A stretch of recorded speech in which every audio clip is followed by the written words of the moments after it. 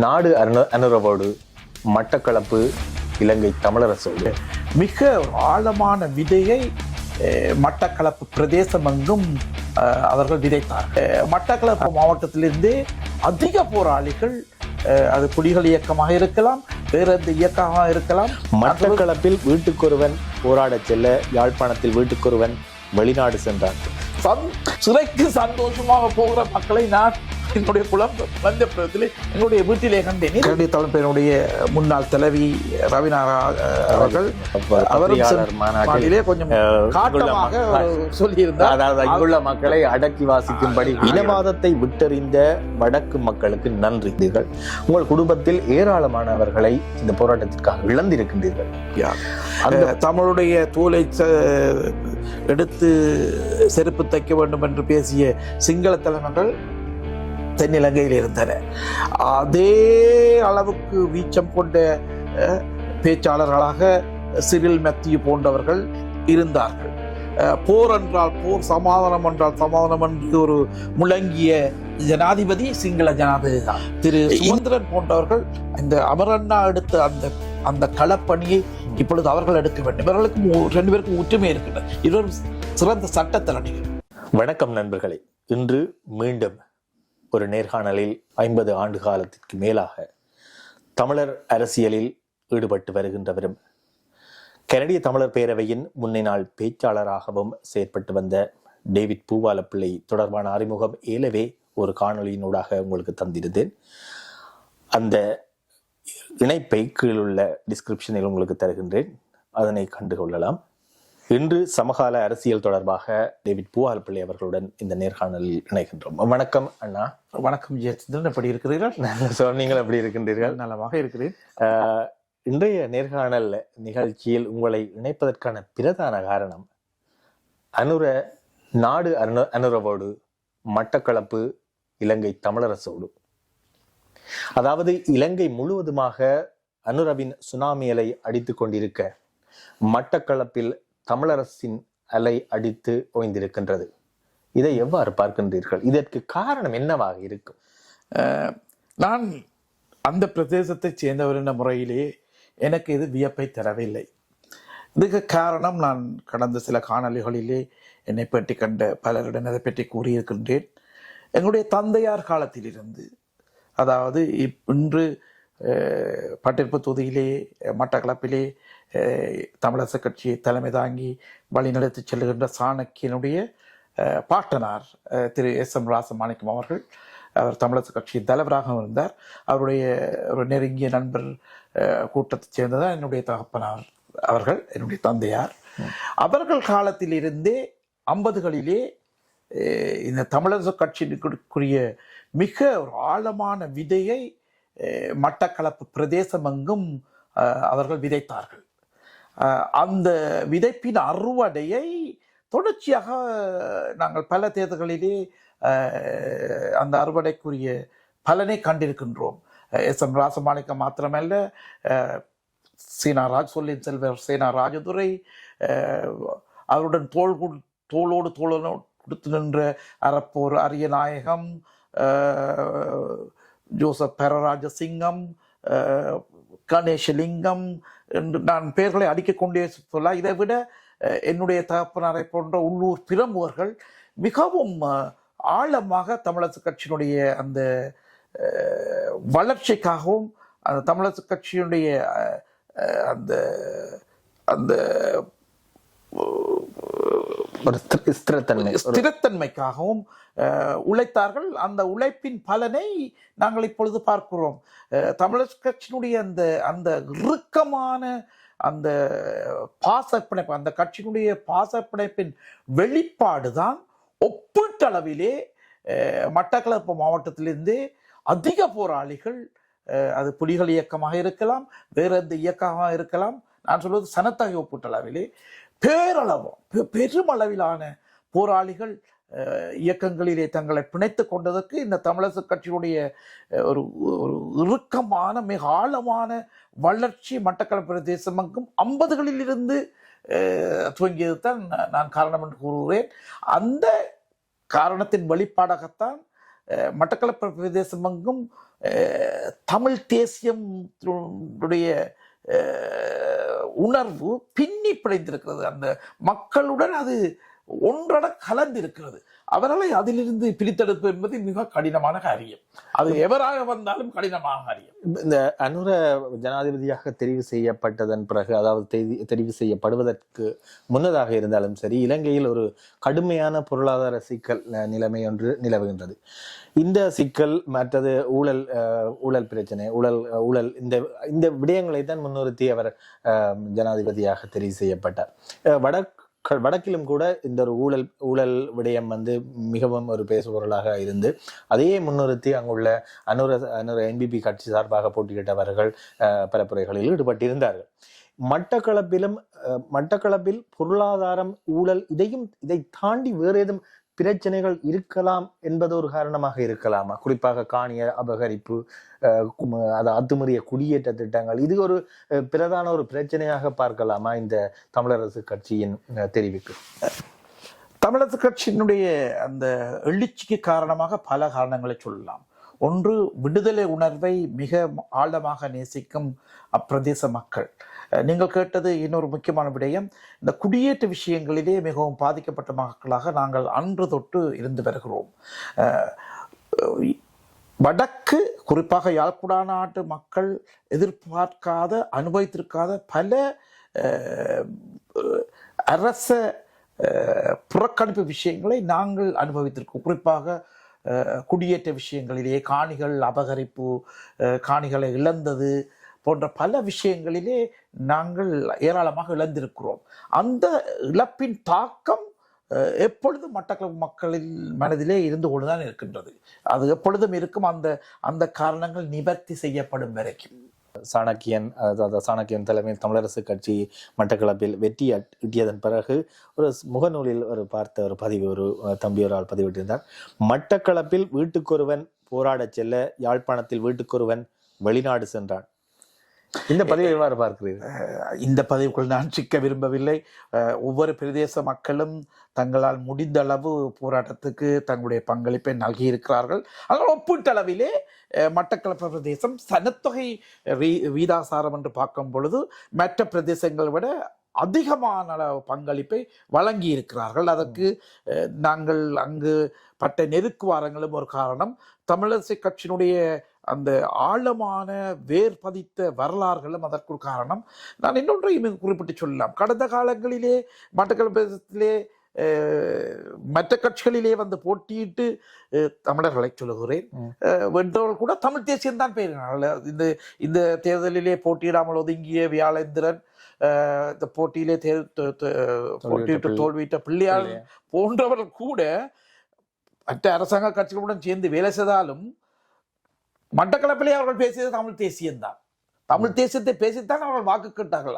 அவர்களுக்கு கூட வியாழேந்திரன் போன்றவர்களுக்கு கூட தமிழ் தேசியம் பேசித்தான் வாக்கு கேட்கிற நிலைமை அங்கு இருந்தது. இனியும் அப்படித்தான் இருக்கும். என்றால் தமிழ் தேசியத்தை ஆழமாக நேசிக்கும் மக்கள் அங்கு சந்ததியாக அந்த தமிழ் தேசியத்துடன் பின்னி பிணைந்து வாழுகிறார்கள் என்பதுதான் யதார்த்தமான உண்மை. உண்மையாக ஒரு தமிழ் தேசியத்தை விரும்புகின்ற, தமிழ் தேசியத்தின்பால் பற்றுதலுடன் செயற்படுகின்ற எம்போன்ற இளைஞர்களுக்கும் அது ஒரு பெருமையாக இருக்கின்றது. இம்முறை தமிழரசு கட்சி சார்பாக கிடைத்த அந்த வெற்றி என்பது. நான் இன்னொரு பேட்டியிலே உங்களுடைய இன்னொரு டாம் சிவதாசனுடைய பேட்டியிலே ஆரம்பத்தில் என்னுடைய சிறு குழந்தை பருவத்திலே இருந்து இந்த தமிழ் தேசியத்தினுடைய அந்த அந்த பற்றுதலை அந்த பிரதேச மக்களுடைய பிரதேச மக்கள் தமிழ் தேசியத்தை எவ்வளவு நேசித்தார்கள், எவ்வளவு ஆழமாக நேசித்தார்கள், அதனுடன் எப்படி பின்னி பிணைந்தார்கள் என்பதை நான் சொல்லியிருக்கிறேன். ஒரு சிறிய சம்பவத்தை திருப்பவும் சொல்ல விரும்புகிறேன். 1961ஆம் ஆண்டு நடந்த சத்தியாகிரக போராட்டத்தில் நான் ஒரு சிறிய குழந்தையாக இருந்தேன். அந்த சத்தியாகிரக போராட்டம் என்பது சிறை நிரப்பு போராட்டமாகத்தான் இருந்தது. இலங்கையிலே தமிழ் மக்கள் நடத்திய மிகப்பெரிய சாத்வீக போராட்டம் அது. எங்களுடைய வீடும் ஒரு போராட்ட களமாக அந்த நேரத்தில் இருந்தது. என்னுடைய தகப்பனார் உள்ளூர் பிரமுகராக இருந்தார். SM ராசமாணிக்கம் மாமான்னு நாங்கள் சொல்வோம். ராசமாணிக்கம் மாமா அந்த நேரத்தில் எம்பியாக இருந்தார். அப்போ அந்த இடத்திலே எங்களுடைய வீடும் ஒரு உள்ளூர் ஒரு தமிழரசு கட்சியோட கிளைக்காரியலமாக இயங்கியது. எங்களுடைய வீட்டிலே நூற்றுக்கணக்கான கிராம மக்கள் வருவார்கள், லோரிகளில் ஏறிக்கொண்டு போவார்கள். அப்போ நாங்கள் எங்கே போகிறார்கள்? சிறை நிரப்ப போகிறார்கள். சிறைக்கு சந்தோஷமாக போகிற மக்களை நான் என்னுடைய குழந்தை பருவத்தில் எங்களுடைய வீட்டிலே கண்டேன். இது வடக்கு கிழக்கு முழுவதும் நடைபெற்ற விஷயம். ஆனால் எங்கள் கண் முன்னாலே, என்னுடைய வீட்டுக்கு முன்னாலே என்னுடைய மக்கள், என்னுடைய கிராம மக்கள், அந்த பிரதேசத்து மக்கள் எவ்வளவு ஆழமாக அந்த தேசியத்தை நேசித்து அதற்காக சிறை சென்றார்கள். சிரித்து கொண்டு பாட்டு படித்துக் கொண்டு சிறைக்கு போனார்கள். எனக்கு அந்த அப்படியான ஒரு எந்தவித மாறுதல் இல்லாமல் தொடர்ச்சியாக அது இருக்க வேண்டும் என்பது எமது வேண்டுதல். அவருடைய குழந்தைகள் தான், அவருடைய பிள்ளைகள் தான் இன்றும் அங்கு வாழுகிறார்கள். இந்த போராட்டத்திலேயே தங்களை கொண்டு தங்கள் உயிர்களை தியாகம் செய்து தங்கள் உயிர்களை எல்லாம் விதைத்து வித்தாகின பெரும்பகுதி மக்கள் இந்த தமிழரசு கட்சி பின்னணியிலிருந்து அங்கு வந்தவர்கள். மற்ற கட்சி பின்னணியும் இருக்கிறார்கள், ஆனால் பெரும்பாலானவர்கள் அந்த பின்னணியை கொண்டவர்கள் தான். மற்றொரு கேள்வி, யாழ் கிளிநொச்சி தேர்தல் தொகுதியில் இம்முறை வழமைக்கு மாறாக ஒரு இலங்கை தேசிய கட்சி வெற்றி வாகை சூடியிருக்கின்றது.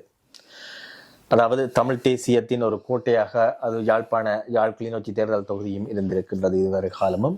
அங்கே டக்ளஸ் தேவானந்தா, மகேஸ்வரன் அவர்கள், போன முறை தேர்தலில் அங்கஜன் அவர்கள் ஆங்காங்கே தெரிவாகி இருந்தாலும், ஒரு கணிசமான வாக்குகளுடன் அவர்கள் தெரிவாகி இருந்தாலும், இம்முறை ஒரு தேசிய கட்சி, ஒரு இலங்கை சிங்கள அரசாங்க ஒரு தேசிய கட்சி ஒன்று அங்கு வெற்றியிட்டு இருக்கின்றது. இந்த தேர்தலின் விளைவினோடு, இந்த தேர்தலினூடாக, அதாவது இந்த வெற்றியினூடாக யாழ் மக்கள் அங்குள்ள தமிழ் தேசிய கட்சிகளுக்கும் புலம்பெயர் வாழ் தமிழர்களுக்கும் அல்லது புலம்பெயர் தேசத்தில் இயங்குகின்ற தமிழ் அமைப்புகளுக்கும் அவர்கள் சொல்லுகின்ற செய்தி என்னவாக இருக்கும்? அவர்கள் களைப்படைந்திருக்கிறார்கள், சலித்திருக்கிறார்கள் என்பதுதான் சொல்ல முடியும். கடந்த சில காலங்களாக யாழ்குடா நாட்டுக்கு சென்று திரும்பிய பலர் எங்களுக்கு சொன்ன செய்தி, எங்களுடைய மக்கள் களைப்படைந்திருக்கிறார்கள். புலம்பெயர் தமிழர்கள் எழுப்புகின்ற அந்த கோஷங்கள் அவர்களை சந்தோஷப்படுத்துவதாக இல்லை. அதற்கு மாறாக இவர்கள் எங்களுக்கு சங்கடத்தை தருகிறார்கள், இவர்கள் எங்களுக்கு பிரச்சனையை உருவாக்குகிறார்கள் என்று கணிசமான மக்கள் தன்னிடம் தெரிவித்ததாக அங்கு சென்ற திரும்பிய பலர் என்னிடம் சொல்லியிருக்கிறார்கள், தனிப்பட்ட முறையிலே சொல்லியிருக்கிறார்கள். உங்களுக்கு எல்லோருக்கும் தெரியும்,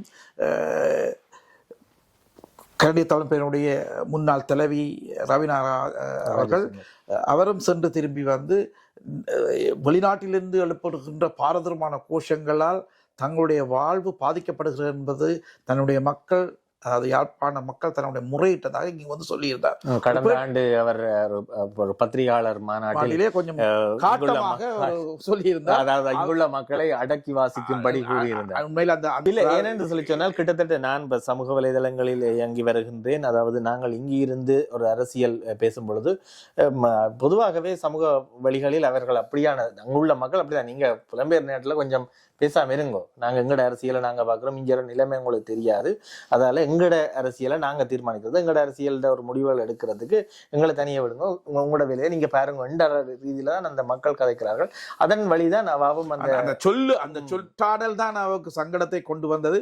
உண்மையிலே அவர்கள் என்ன சொன்னார்கள், நீங்கள் போடும் கோஷங்கள், நீங்கள் எழுப்புகின்ற இந்த இங்கு எழுப்புகின்ற கோஷங்களால் எங்களுக்கு வருகிற நன்மையை விட கஷ்டங்கள் தான் கூட வருகிறது.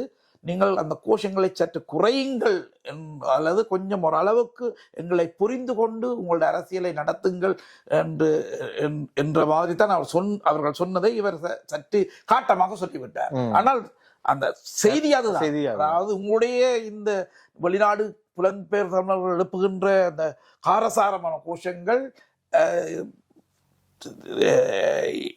இலங்கை தீவிலே, குறிப்பாக தமிழ் பகுதிகளிலே வசிக்கின்ற மக்களுக்கு பல சங்கடங்களை ஏற்படுத்துகின்றன காலத்துக்கு காலம், சமீப காலமாக என்பதுதான் அவருடைய செய்தி. அந்த செய்தியை தான் ரவினா அவர்களும் கொண்டு வந்திருந்தார். இந்த செய்தியின் அடிப்படையை ஒட்டித்தான் நாங்கள் பார்க்க வேண்டும். மக்கள் சற்று களைப்படைந்திருக்கிறார்கள், சலிப்படைந்திருக்கிறார்கள். அவர்களும் ஏதோ ஒரு மாற்றத்துக்காக இவர்கள் ஜேவிபியும் இந்த குறிப்பாக ஜனாதிபதி தேர்தலுக்கு பிறகு எடுத்த ஒன்று நடவடிக்கைகளிலே கவரப்பட்டிருக்கலாம். ஊழலை ஒழிப்பதற்காக சில நடவடிக்கைகளை அவர்கள் எடுத்திருந்தார்கள், ஒன்று நடவடிக்கைகளை. அந்த நடவடிக்கைகளை கவரப்பட்டு இந்த சந்தர்ப்பத்தை கொடுத்து பார்க்கலாம் என்று சொல்லி அவர்கள் ஜேவிபி என்று சொல்லும் பொழுது இந்த என்பிபிக்கு வாக்களித்திருக்கலாம் என்றுதான் நான் நம்புகிறேன். கடந்த ஜனாதிபதி தேர்தல் முடிந்த பிறகு அனுரா அவர்களின் அரசாங்கம் அமையப்பெற்றதன் பிறகு அவர்களின் முதலாவது அறிவித்தல் போர்க்குற்றம் விசாரணைக்கு இடமளிக்க மாட்டோம். இரண்டாவது, அந்த அமைப்பு ஜேவிபி அமைப்பில் நீண்ட காலமாக இயங்கி வருகின்ற டெல்வின் சில்வா அவர்கள் கூறியிருந்தார், தமிழர்களின் அடித்தட்டு தமிழ் மக்கள் தீர்வு தொடர்பாக அவர்கள் தீர்வை எதிர்பார்க்கவில்லை என்ற விடயத்தை குறிப்பிட்டிருந்தார்.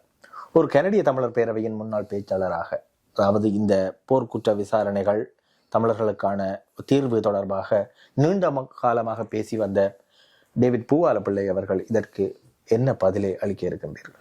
நிச்சயமாக இந்த டில்வின் சில்வாவுடைய கருத்துடன் நான் மாறுபட விரும்புகின்றேன். எங்களுக்கு கிடைத்த தகவலின்படி டில்வின் சில்வாவுடைய கருத்து ஒட்டுமொத்த ஜேவிபியுடைய கருத்தாக இல்லை. இன்று ஜனாதிபதியாக தெரிவு செய்யப்பட்டிருக்கும் ஜனாதிபதியாக இருக்கும் அனுரகுமார திசநாயக்க தெரிவு செய்யப்பட முன்னரும் பின்னரும் கூட மாகாண சபைகள் முழுமையான அதிகாரத்துடன் இயங்க வேண்டும், ஒரு புதிய அரசியலமைப்பு கொண்டு வரப்பட வேண்டும், அதன் மூலம் இந்த நாட்டிலே பிரச்சனைகள் தீர்க்கப்பட வேண்டும் என்று தான் சொல்லுகிறார். அதனுடைய அர்த்தம் எப்படி இருக்கிறது என்று சொன்னால், இலங்கையிலே பிரச்சனை இருக்கின்றது, இலங்கையிலே மக்களுடைய பிரச்சனைகள் தீர்க்கப்பட வேண்டும் என்பதைத்தான் அது பொருள் சார்ந்து நிற்கின்றது. ஆகவே அந்த அரசாங்கத்தில் அங்கம் வைக்கும் ஒருவருடைய கூற்று முழு அரசாங்கத்துடைய கூட்டாக நான் பார்க்க விரும்பவில்லை. ஜனாதிபதி என்பவர் ஒரு தலைமை பதவியிலே இருக்கிறவர், அவருடைய கூற்றுக்குத்தான் நான் கூட அழுத்தம் கொடுத்து அவருடைய கூட்டைத்தான் நான் கட்சியினுடைய கூட்டாக அரசாங்கத்துடைய கூட்டாக நான் பார்க்க விரும்புகிறேன். மீண்டும் சொல்லுகிறேன், 13ஆம் திட்டத்தின்படி உருவாக்கப்பட்ட மாகாண சபைகள் முழு அதிகாரத்துடன் இயங்க வேண்டும் என்று அவர் சொல்லுகிறார்.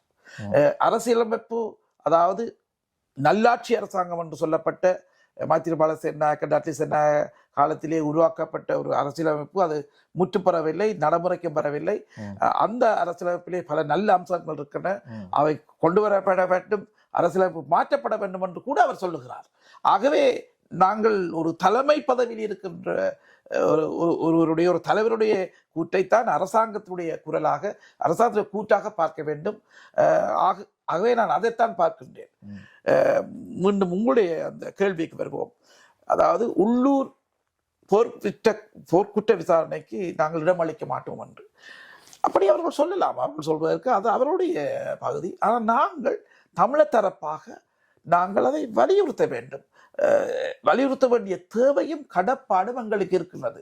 அதாவது தமிழர்களுக்கு இழைக்கப்பட்ட கொடுமைகளுக்கு நியாயம் கேட்க வேண்டிய நிலை, அந்த நிலையிலிருந்து நாங்கள் மாறக்கூடாது, மாறவும் முடியாது. இது ஒரு பாதிக்கப்பட்ட ஒரு ஒரு ஒரு ஒரு கட்சியினுடைய அரசாங்கம் தான் இப்பொழுது வந்திருக்கு. அவர்கள் கூட ஏராளமான இழப்புகளை கடந்து தான் இந்த இடத்துக்கு வந்திருக்கிறார்கள். கிட்டத்தட்ட அவருடைய பக்கமும் நான் அறிந்தவரை கிட்டத்தட்ட 70,000-80,000 இளைஞர்கள் தங்கள் விலை மதிக்க முடியாத உயிர்களை தியாகம் செய்துதான் இன்று ஜேவிபி இந்த இடத்துக்கு வந்திருக்கின்றது. அவர்களும் வலியை புரிந்த ஒரு கட்சி, வலியை புரிந்த மனிதர்கள். அந்த வலி அவர்களுக்கும் நியாயம் கிடைக்க வேண்டும். அவர்களும் ஒரு காலத்திலே, உங்களுக்கு தெரியுமோ தெரியாது, பிற்காலத்திலே ஜனாதிபதியாக வந்த மஹிந்த ராஜபக்ஷ இவர்களுக்கு நியாயம் கண்டு ஐக்கிய சபைக்கு போனார். அப்படி ஒரு வரலாறு அங்கு இலங்கையிலே இருக்கின்றது. நாங்கள் அதை காட்டலாமோ? உங்களுக்கு நியாயம் கேட்டு ஐக்கிய சபைக்கு அப்பொழுது உள்ளூர் பொறிமுறை சரியில்லை என்றுதான் நீங்கள் ஐக்கிய சபையை போனீர்கள். இப்பொழுது திடீரென்று அப்படி உள்ளூர் பொறிமுறை சரி என்று சொல்லலாம் என்று ஒரு அரசாங்கத்துடன் நேசக்கரம் நீட்டி அவர்களுடன் பேச்சுவார்த்தை நடத்தி தீர்வுக்கு போவென்பது ஒரு சரியான வழிமுறை. அதற்காக அவர்கள் சொல்லுகிற எல்லாத்திலும் நாங்கள் உடன்படக்கூடாது, உடன்பட வேண்டும் என்ற நியாயம் இல்லை. இல்லை. இறுதியாக ஒரு கேள்வி. நேற்றைய தினம் சமூக ஊடகங்களில் அதிக பகிரப்பட்ட ஒரு செய்தி, மறுபடியும் டில்வின் சில்வா தான். டில்வின் சில்வா ஒரு பிரதான ஒரு உறுப்பினராக ஜேவிபி கட்சியில் இருந்து வருவர் என்ற ரீதியில் அந்த பத்திரிகை செய்தி, இனவாதத்தை விட்டறிந்த வடக்கு மக்களுக்கு நன்றி, இந்த செய்தி டில்வின் சில்வா கூறியதாக உள்ளூர் செய்திகளில் வெளிவந்திருக்கின்றது. ஒரு இளைஞர் அணி, அதாவது தமிழரசு கட்சியின் இளைஞர் அணியின் இளைஞர் அணி உறுப்பினராக இருந்த, அதாவது 1970களில் இருந்திருக்கின்றீர்கள். அதற்காக தமிழர் விடுதலை போராட்டங்களுக்காக சிறை சென்றிருக்கின்றீர்கள். 4 வருடங்களுக்கு மேலாக சிறைவாசம் அனுபவித்திருக்கின்றீர்கள். உங்கள் குடும்பத்தில் ஏராளமானவர்களை இந்த போராட்டத்திற்காக இழந்திருக்கின்றீர்கள். அந்த வகையில் இந்த கேள்விக்கு, இந்த கருத்திற்கு, அதாவது வடக்கு மக்கள் இனவாதத்திலிருந்து வெளியேறியமை தொடர்பான இந்த டில்வின் சில்வா அவர்களின் கருத்துக்கு உங்கள் பதில் என்னவாக இருக்கும்?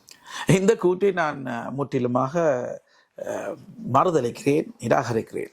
தமிழர்கள் ஒட்டுமொத்தமாக இனவாதம் பேசியதில்லை.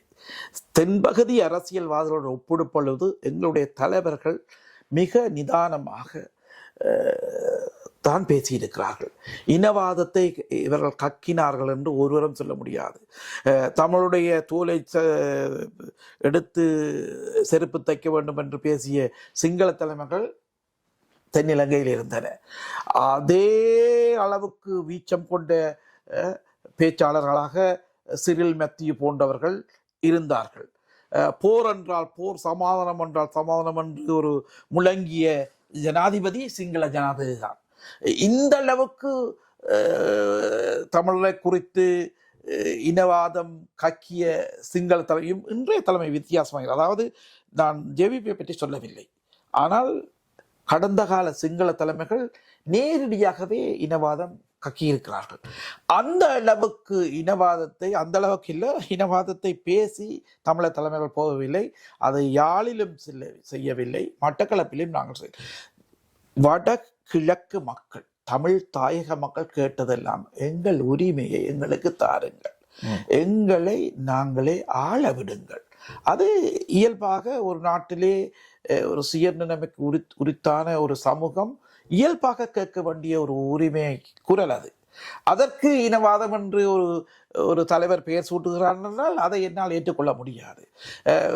சிங்கள மக்களுக்கு எதிராகவோ சிங்கள தலைமைகளுக்கு எதிராகவோ வன்மையான கோஷங்களை எவருமே தமிழ் தலைமைகள் எப்பொழுதும் எழுப்பியதில்லை. அப்படி அவர்கள் எழுப்பியிருந்தால் அவர்கள் தமிழ் தலைமைகள் என்று நாங்கள் அடையாளப்படுத்தியதும் இல்லை. தலைமைகள் பேசவில்லை என்றால் யார் இனவாதம் பேசியது? ஒரு இனவாதம் பேசவில்லை. அப்படி இனவாதம் பேசியது என்று சொல்லி யாரும் சொன்னால் அது முற்றிலும் தவறான கூற்று. அந்த கூற்று திருத்தப்பட வேண்டும், அது சொல்லப்பட வேண்டும் அவர்களுக்கு. அந்த வகையிலே கடந்த வருடம் அந்த சிங்கள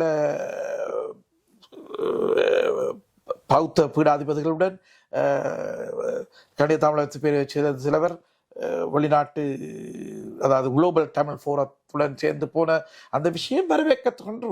அதைத்தான் இன்று யாழ் மக்கள் செய்கிறார்கள். மக்கள் வாக்கு போட்டு செய்கிறார்கள். அவர்கள் ஒரு குழுவாக சென்று அந்த காரியத்தில் ஈடுபட்டார்கள். பேச வேண்டும். அவர்கள் சொல்வதற்கெல்லாம் நாங்கள் சரி என்று சொல்ல வேண்டிய அவசியம் இல்லை. அதாவது ஏற்கனவே நாங்கள் கதைத்து கொண்டது பிரகாரம், அதாவது இப்ப இந்த தேர்தலினூடாக தமிழ் மக்களுக்கு, அதாவது தமிழ் தேசிய கட்சிகளுக்கு தமிழ் மக்கள் ஒரு செய்தியை சொல்லி இருக்கின்றார்கள். இலங்கை தமிழரசு கட்சி தங்களை வளர்த்து கொள்ளவும், தங்களின் இருப்பை தக்க வைக்கவும், இன்னும் அவர்களுடைய செயற்பாடுகளை விரிவுபடுத்தவும் எவ்வாறான செயற்பாடுகளை அவர்கள் மேற்கொள்ள வேண்டும் என்று சொல்லுகின்றீர்கள்? எனக்கு இந்த நேரத்திலே ஒரு நல்ல சம்பவம் உதாரணத்துக்கு வருகிறது.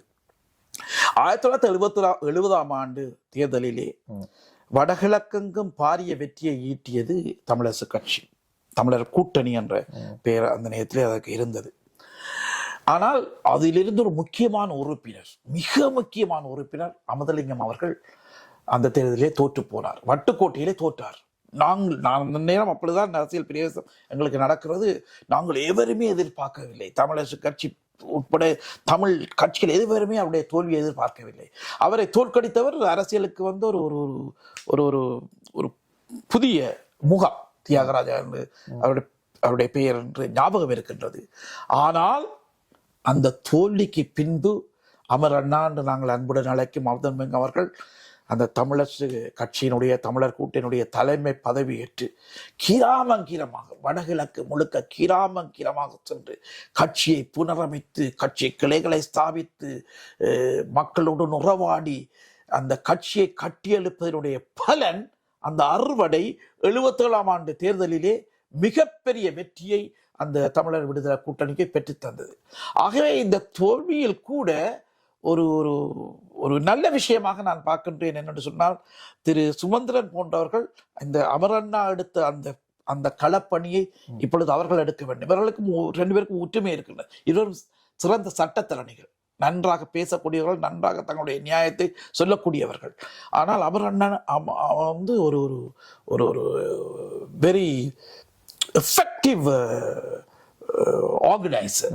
அப்படியான ஒரு ஆர்கனைசேஷனல் கெப்பாசிட்டியிலே திரு சுமந்திரன் போலவர்கள் தலைமை பதவி எடுத்து இந்த தமிழரசு கட்சியை அவர் எப்படி அன்று புனரமைத்தாரோ, தமிழர் விடுதலை கூட்டணி என்ற பெயரிலே, அந்த ஒரு புனரமைப்புக்கு இந்த கட்சி காத்து கிடக்கிறது. அதற்குரிய தலைமையும் அதுக்குள்ளே இருக்கின்றது. எல்லாரும் சேர்ந்து இந்த கட்சியை புனரமைத்து கிழக்கிலும், அதாவது தமிழர் தாயத்தினுடைய தென்பகுதியிலும் வடபகுதியிலும் மீண்டும் அந்த கட்சியை வளர்த்தெடுக்க வேண்டிய பணி அவரிடம் இருக்கிறது. அதை கட்டாயம் செய்யக்கூடிய ஒரு வாய்ப்பாகத்தான் நான் இதை பார்க்கின்றேன். இதை தோல்வியாக நான் பார்க்கவில்லை. இது ஒரு வாய்ப்பு. எந்த விஷயத்திலும் நாங்கள் ஒரு ஒரு ஒரு நல்ல சம்பவம் நடக்க என்று பார்க்க வேண்டும். இந்த கட்சியை புனரமைத்து நாங்கள் பலமாக வந்து எங்களுடைய கோரிக்கைகளை பலமாக தென்னிலங்கை மக்களுக்கும் தென்னிலங்கை அரசியல்வாதத்துக்கும் சொல்லி எங்களுடைய உரிமைகளை பெற்றுக்கொள்ளக்கூடிய மிக சிறந்த சந்தர்ப்பம், ஒரு சாத்வீக ரீதியான முறையின் மூலம் பெற்றுக்கொள்ளக்கூடிய ஒரு சிறந்த சந்தர்ப்பமாக நான் இந்த தமிழரசு கட்சிக்கு ஏற்பட்ட ஒரு பின்னடைவை பார்க்கின்றேன். அதை அவர்கள் சரிப்படுத்திக் கொள்ள வேண்டும், சரிப்படுத்துவார்கள் என்று நம்புகிறேன். நன்றி டேவிட் அண்ணா. உங்களுடன் தொடர்ந்து கதைக்க வேண்டி இருக்கின்றது. நாங்கள் ஏற்கனவே ஒரு தொடராக நான் செய்து கொண்டிருக்கின்றேன். அதாவது கனடிய தமிழர் பேரவை கடந்து வந்த பாதை என்று. மீண்டும் அந்த ஒரு நேர்காணலில் உங்களை சந்திக்கும் வரை விடைபெறுகின்றேன்.